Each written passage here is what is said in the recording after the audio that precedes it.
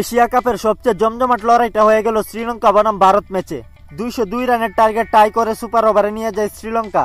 সেই সুপার ওভারে দেখা গেল নাটকীয়তার চূড়ান্ত রূপ, আর সেই নাটকের কেন্দ্রবিন্দু হয়ে উঠলেন বাংলাদেশি আম্পায়ার গাজী সুহেল।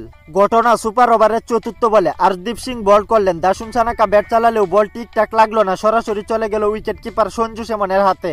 এদিকে সানাকা রান নেওয়ার জন্য ছুটে পড়লেন, সঞ্জু স্যামন সরাসরি থ্রু করে স্টাম্প ভেঙে দিলেন, সরাসরি রান আউট। কিন্তু তখনই ঘটে গেল আসল নাটক। বোলার আরদীপ সিং জোরে ক্যাচ আউটের আবেদন করলেন, আর সেই আবেদন মেনে umpire Gazi Suhel catch out দিয়ে দিলেন সানাকাকে।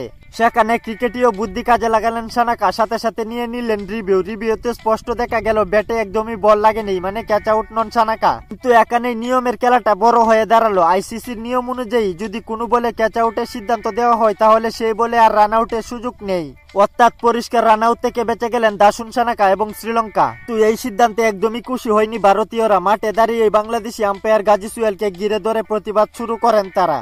এমনকি উল্টো আম্পায়ারকে নিয়ম শেখাতে চাইল ভারতীয় খেলোয়াড়েরা।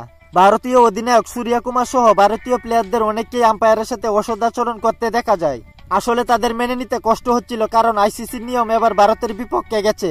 অনেকেই তো এমন প্রশ্ন তুলছেন, ভারতের জন্য কি আলাদা নিয়ম বানানো উচিত, নাকি আইসিসি আসলেই ভারতীয় বোর্ডের কথাই বেশি চলে। তবে যাই হোক, বাংলাদেশি আম্পায়ারের এই সিদ্ধান্ত অনেকেই দেখছেন ভারতীয় আধিপত্যের বিরুদ্ধে নিয়মের মধ্যে থেকে এক উপযুক্ত জবাব।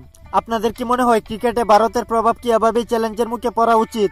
কমেন্ট করে জানিয়ে দিন আপনার মতামত। খেলাধুলার গুরুত্বপূর্ণ আপডেট পেতে আমাদের চ্যানেলটি সাবস্ক্রাইব করে পাশেই থাকুন।